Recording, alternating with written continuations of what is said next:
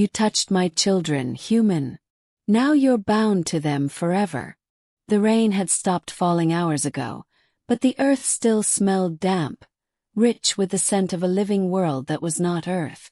Ethan Vey stood in silence, his boots sinking slightly into the mossy soil of Lureya, the planet that had taken him in after his ship crashed months ago. He was no longer a stranger here. He had learned to read the winds, to follow the glowing rivers that pulsed with strange minerals, to keep his distance from creatures whose eyes burned like twin suns in the dark. But tonight was different. Tonight, something waited for him in the shadows. Ethan had wandered too close to the nesting grounds. He hadn't meant to. He was following the sound of crying, soft and plaintive, carried through the trees like the whimper of an abandoned child. When he pushed through the curtain of luminescent vines, he saw them. 3 small figures, fragile and trembling, their skin glistening like pearl under the moonlight. Alien children. Their eyes were far too large for their faces, glowing faintly gold, and their hands reached out toward him as if they already knew him. They were scared, hungry. Ethan's heart clenched. Against his better judgment, he knelt. "It's okay," he whispered, holding out his hand. The smallest one pressed its tiny palm against his skin, warm and surprisingly soft.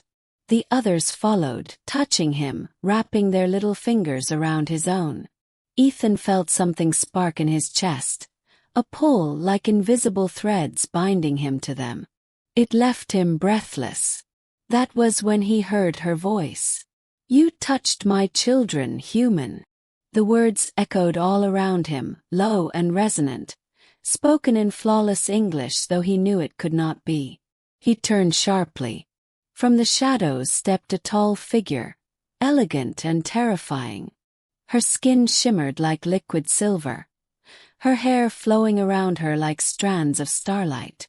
Her eyes, a deep molten gold, locked onto him. "Now you're bound to them forever." Ethan swallowed hard. "I didn't mean they were crying.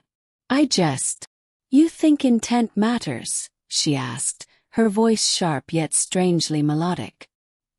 "Here on Lureya, touch is binding. By answering their call, by letting their hands claim yours, you have entered the covenant of kin."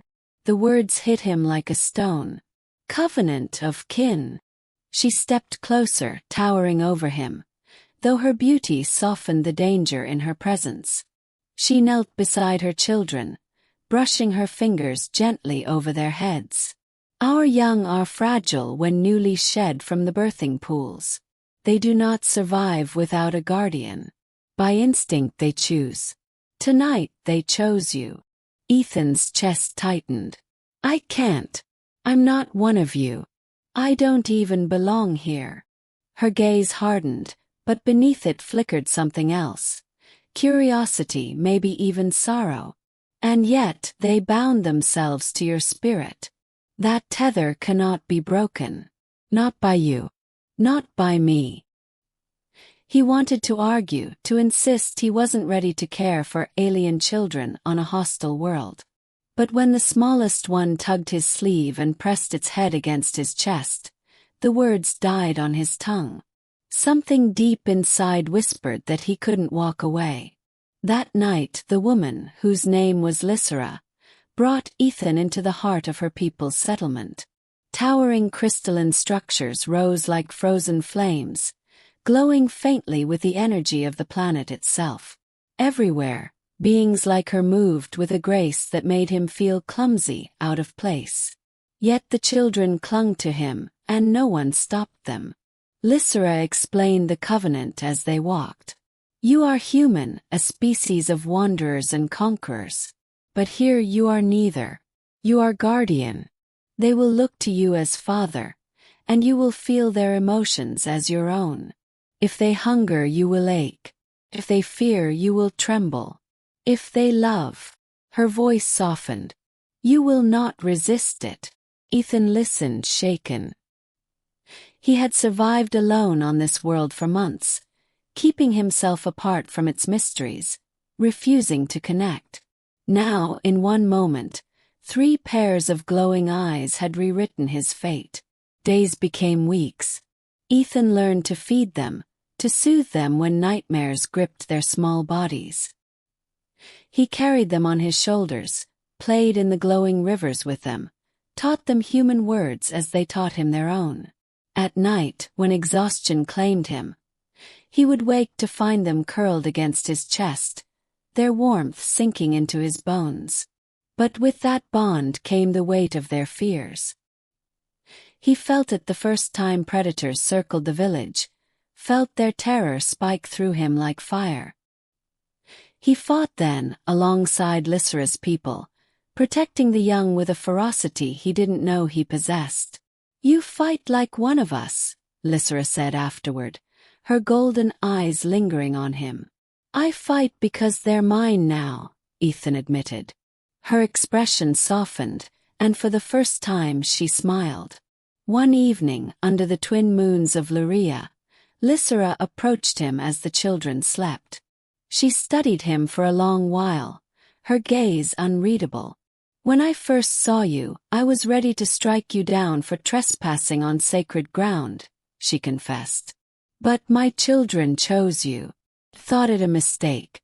Yet you," her voice wavered, "you have become what they needed."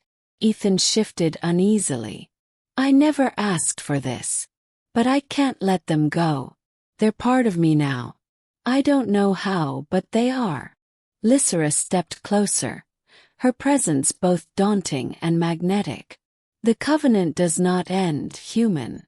Even if you left this world, the bond would remain. It is forever." Her words should have terrified him. Instead, they steadied something inside him. He met her gaze. "Then forever it is." The children stirred in their sleep, and Ethan felt their warmth ripple through him like a shared dream. Lysera's hand brushed his shoulder, light as the touch of a starbeam. "You are no longer just a wanderer," she said softly. "You are family."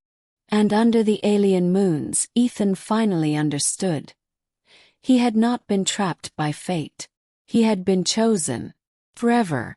The night stretched long and quiet, the twin moons casting silver light across the crystalline village. Ethan sat by the fire, the 3 children curled around him, their soft breathing syncing with his own. He no longer felt like an outsider. The tether between them wasn't a burden. It was a lifeline, binding his fractured human soul to something greater than himself. Lysera stood nearby, her eyes fixed on him, unreadable yet warmer than before. She moved closer, kneeling so her presence filled the space between them.